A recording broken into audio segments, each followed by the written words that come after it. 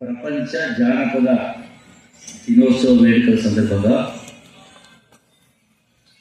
సారిపల్లి కొండలరావు గారి ఫౌండేషన్ యువ కళావాణిని తెలంగాణ రాష్ట్ర జనపద కళాకారుల సంఘం ఆధ్వర్యంలో నిర్వహిస్తున్నటువంటి ఈ కార్యక్రమానికి అధ్యక్షత వహించినటువంటి అధ్యక్షులు రమణాచారి గారు, అట్లాగే ఈరోజున Sangeet Natak academy chairperson doctor Alekhya పుంజాల్ గారు, పద్మశ్రీ పురస్కార గ్రహీతలు కేతాల సోమరావు గారు, భగవద్గీతను లంబాడి భాషలో రచించినట్టే పద్మశ్రీ గ్రహీత గంట సమ్మయ్య గారు, అలాగే పారిశ్రామికవేత్త సారిపల్లి కొండలరావు గారు, అలాగే అమికోస్ IAS coaching centre chairman Ramanareddy గారు,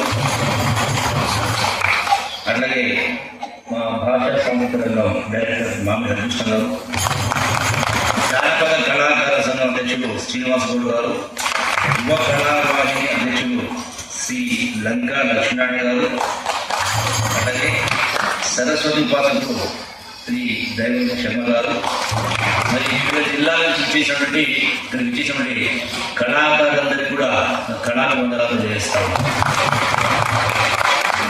రోజున ఒక దేశం యొక్క సంస్కృతి సంప్రదాయం విరాజిల్లుతుందంటే అది మీ ద్వారానే మీ వల్లనే సాధ్యమైంది. కాబట్టి ఇలా మరి మిమ్మల్ని అందరికీ కూడా మరొకసారి అభినందిస్తూ, అట్లాగే ప్రాచీన భారతావన్ని కళ్ళకు కట్టేట్టుగా చూపిస్తున్నది చూపించబోయేది కూడా మీరే. కాబట్టి మరొకసారి అభినందిస్తూ ఈ కళలే కాబట్టి, అట్లాగే ఈ యొక్క మాట నుంచి పాట రూపొందిస్తే పాటకు సంగీతం కలిపి కళగా రూపొందించారు. ఈ రోజున మరి రాష్ట్రమైన దేశమైన ప్రపంచమైన ఈ కళల వల్లనే కళాకారులనే సంస్కృతి సాంప్రదాయం మాటల ద్వారా చెప్పలేనిది మీ ఆటపాట ద్వారా, కవుల ద్వారా, రచన ద్వారా, కళాకారుల ద్వారానే ఇది విరాజిల్లుతా ఉంది. మరి ఈ రోజున్నటువంటి సామాజిక పరిస్థితిలో ఈనాడున్నటువంటి ఐటీ టెక్నాలజీ రకరకాల అంటే ఆదాయం పెరిగే కొద్ది వ్యసనాలు పెరుగుతూ ఉంటాయి. ఈనాడు ఇంత గొప్పగా మీ యొక్క ఆటపాటలు నేర్చుకోవాలంటే కొన్ని నెలల సంవత్సరాలు పడుతుంది. అయినా కూడా సాధ్యం కాదు. ఈ చేయకుండా నేర్చుకోవాలంటే సంవత్సరాలు ముందుకు కలాలి. ఈ రోజున అంటే మీ కళల్ని కళాకారుల్ని కాపాడుకోవాల్సిన బాధ్యత ప్రభుత్వంతో పాటుగా సమాజమే ఇస్తా ఉంటాం. ఎంతసేపు టీవీలో కట్టుకుంటున్నాం, ఈనాడు అది సెల్ఫోన్ల ద్వారా కూర్చుంటామా. ఈనాడు యువత కూడా పెరగడం పడతాము. ఈ రోజున గ్రామాలలో ఇలా ఒక సంస్కృతి, మన యొక్క పూర్వ సంస్కృతి సంప్రదాయం ఇలా దగ్గర చూసినట్టే సాధారణంగా ఆట పాటల మధ్య సాధారణ మన కల్చర్ అంటే సంస్కృతి అంటే జీవన విధానం.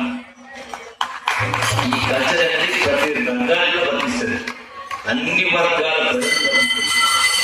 ఈ కల్చర్ అనేది చిన్నాభిన్నమైంది కాబట్టి ఈనాడున్నటువంటి రుగ్మతులకు ప్రధాన కారణం ఈ కల్చర్ విధ్వంసం కాబట్టి ఈ కల్చర్ను, ఈ సంస్కృతిని పునరుద్ధరించేటువంటి బాధ్యత కూడా కవులు, కళాకారులు, రచనలపైనే బాగుంటుంది.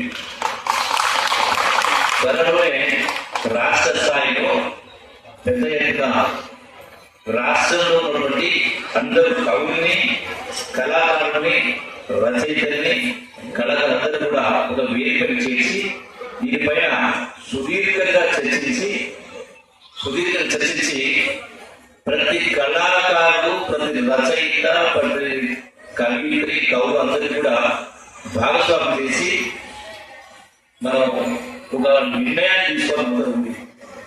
ఎందుకంటే ఈనాడు పాపం కవులు కళలు చూస్తే కొందరికి బాగా చూసుకోవడం అంటే మనకు వాళ్ళ దగ్గర దీన పరిస్థితి, ఆర్థిక పరిస్థితి అంటే పోషించే వాళ్ళు ఒకనాడు సంస్థానాలు, నవాబులు వాళ్ళు గొప్పగా రాణించేవాళ్ళు, వాళ్ళని పోషించేవాళ్ళు. ఈ రోజున ఆ పరిస్థితి లేదు.